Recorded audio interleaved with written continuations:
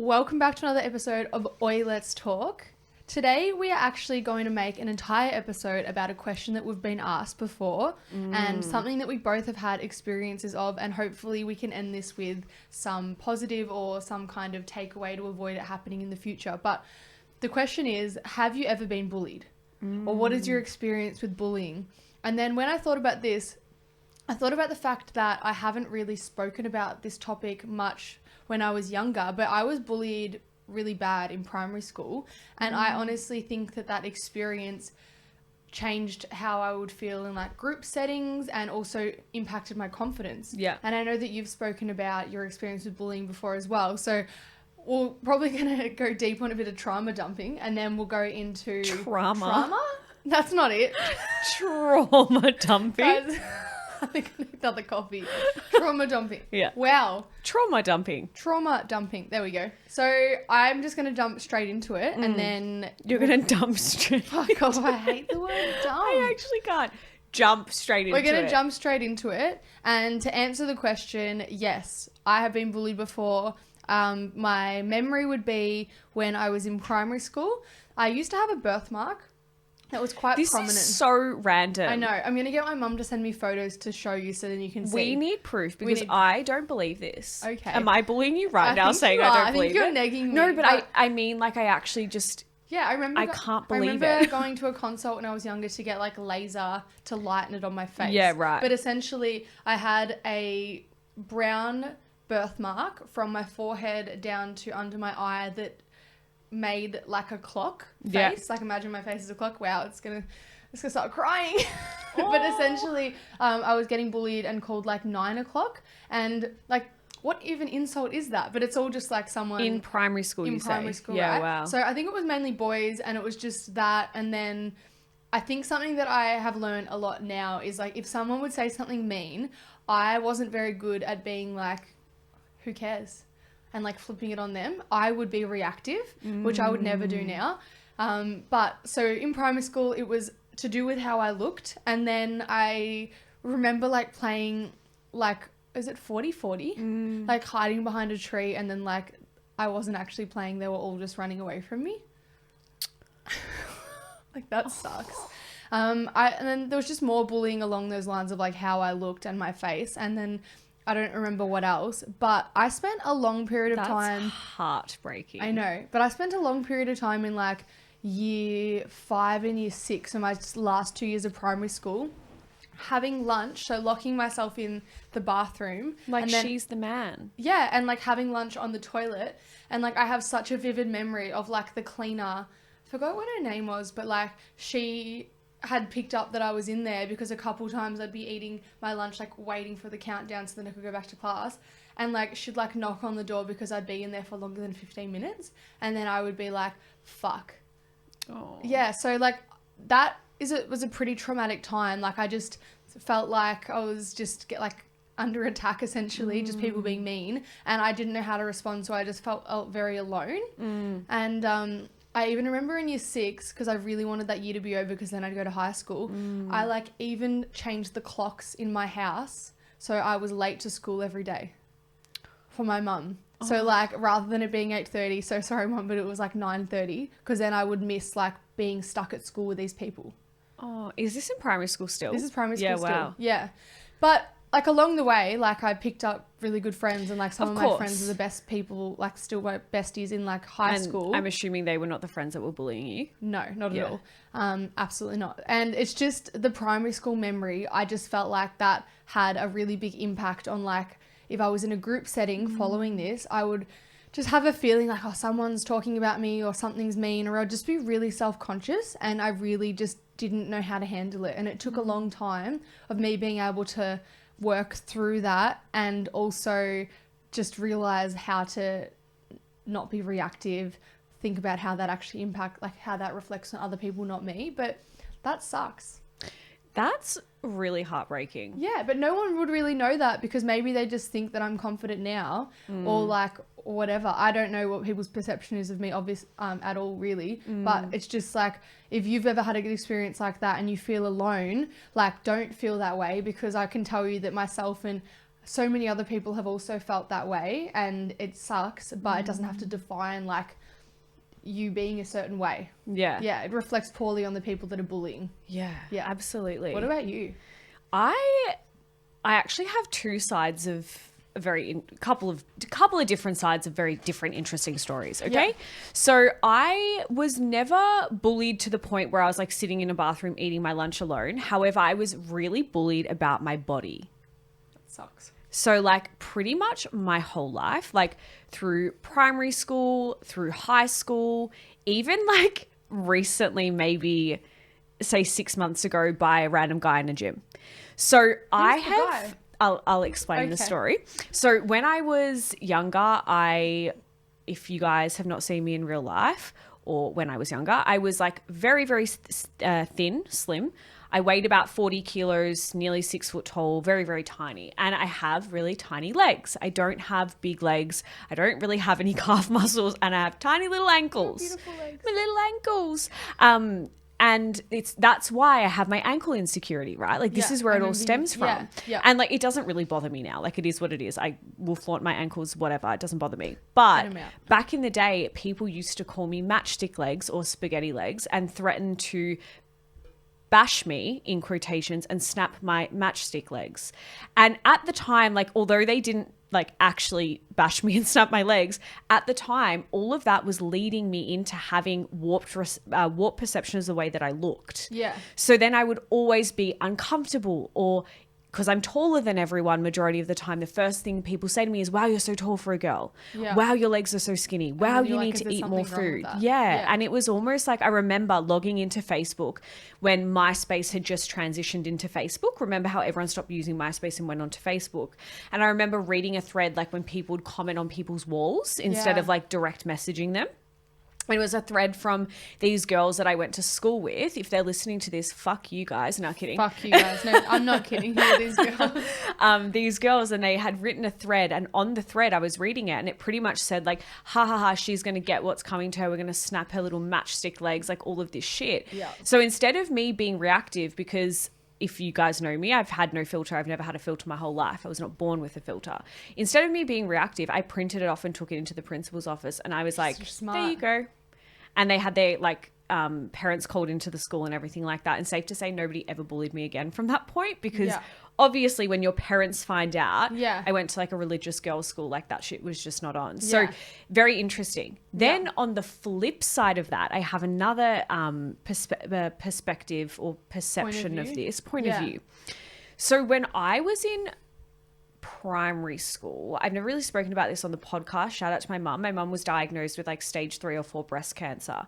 And at the time, it was like a very taboo topic. My mum was very secretive about the whole diagnosis, which is fair enough. She kind of just wanted to battle it on her own. She didn't want us to know too much about it, given the fact that I was probably 12 or maybe 10 or 12 at the time. I was quite young. Yeah. So when I heard cancer, the only thing I knew was death. So Yeah. for me, I was like, oh my God, my mum's going to die. She said, don't tell anyone about it. I didn't tell anyone. Yeah. I remember there was a certain group of girls at primary school who found out that my mum was sick and decided to tell everyone. Yeah. And this is a different perception on bullying, because I was made out in that situation to be the bully, because I remember having a go at these girls being like, why the fuck would you tell anyone about this? Like, this is a really personal thing that's to my family, not for everybody to know. And then Yeah. everyone started treating me different. Like, because my mum had cancer, I was like the kid that everyone was like, are you okay? Like, do you need extra support? And I remember being pulled into the principal's office on multiple occasions, being accused of bullying these girls because of having a point of view of like, you can't tell people this information. Yeah. So I have kind of experienced both sides of like being bullied, having really nasty shit said about me, being torn down, but also on the flip side, being painted as a bully as well for standing up for myself. Yeah. So I guess the biggest lessons that I've learned, and if you are somebody who is struggling with bullying at the moment, or maybe you have a group of friends who constantly talk shit about you behind your back, or Yeah. whatever it is, it doesn't have to be bullying in a school setting anyways, or a workplace setting.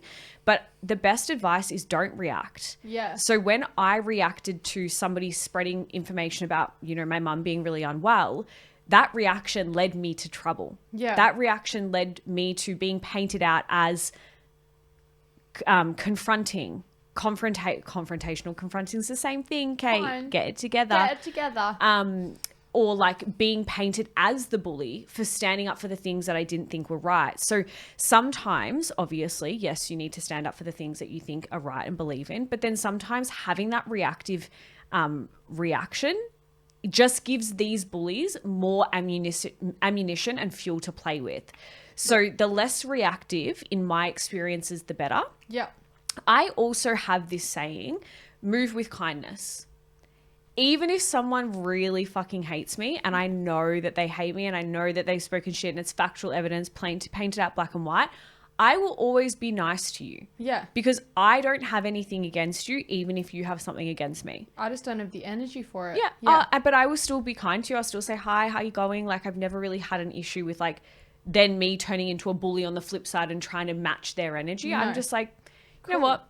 Cool. Hey, how you going? All good. No worries. Yeah. Now, the third thing about my body. Yeah.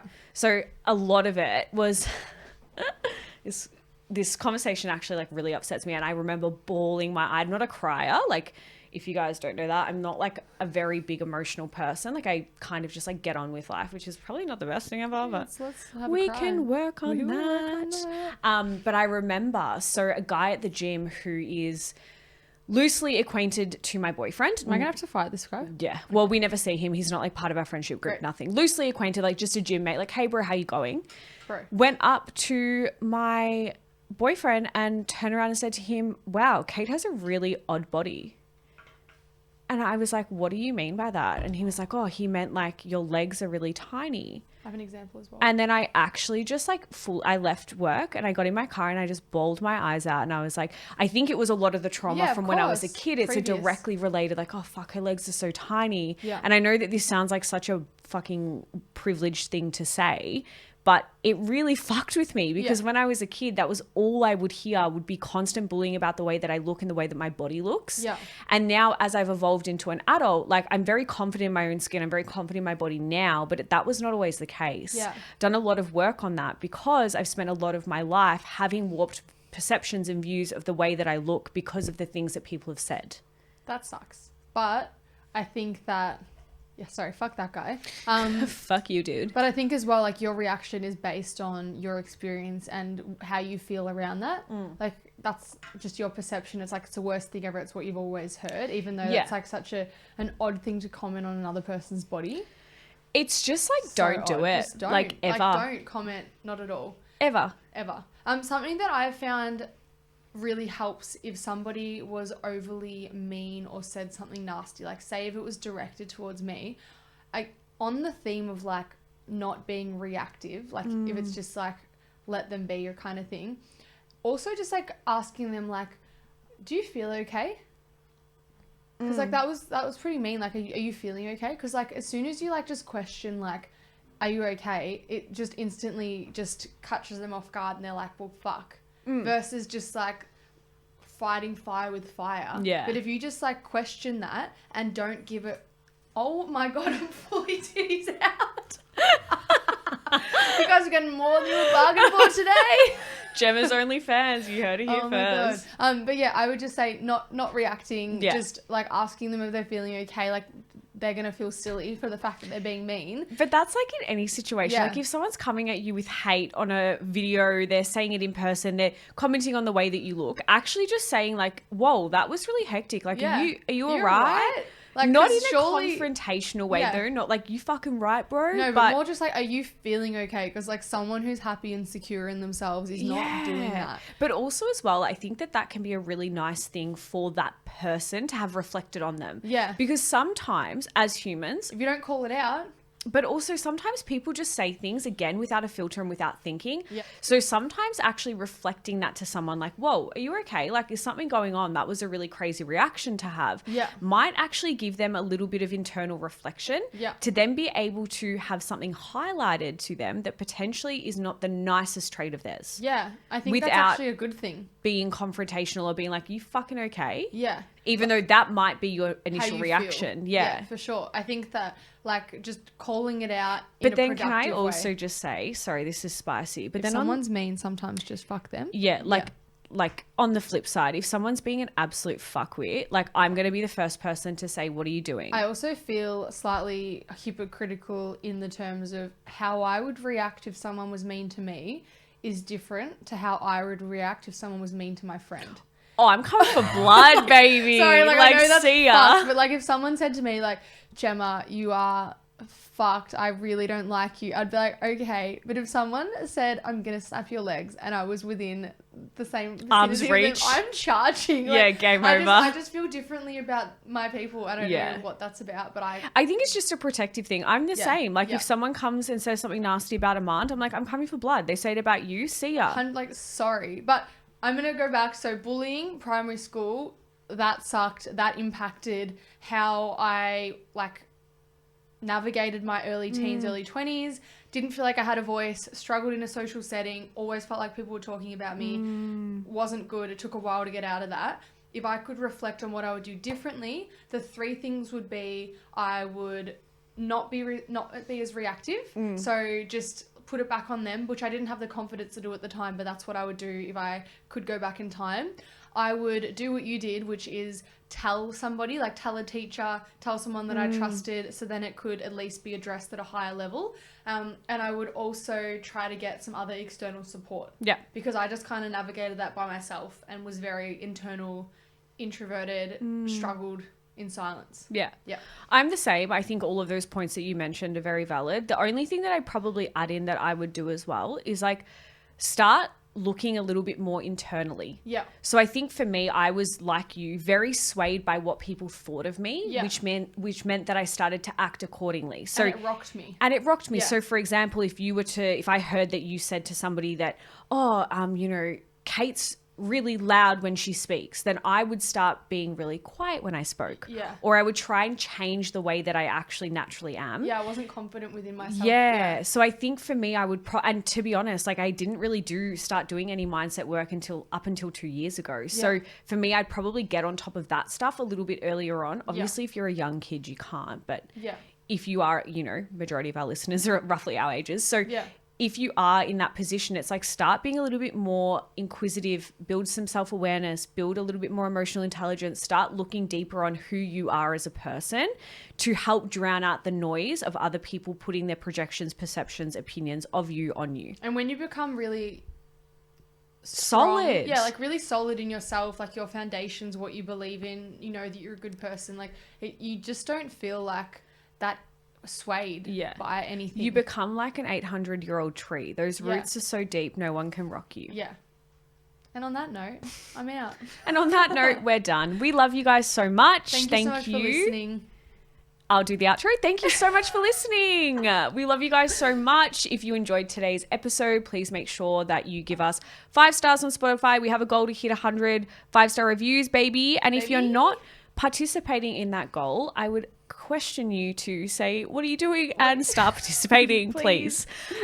We love you guys so much. And don't forget to share us across your socials. Follow us, Coach Gemma, the Kate Morris, Oi Let's Talk. And we love ya. Love ya. Bye.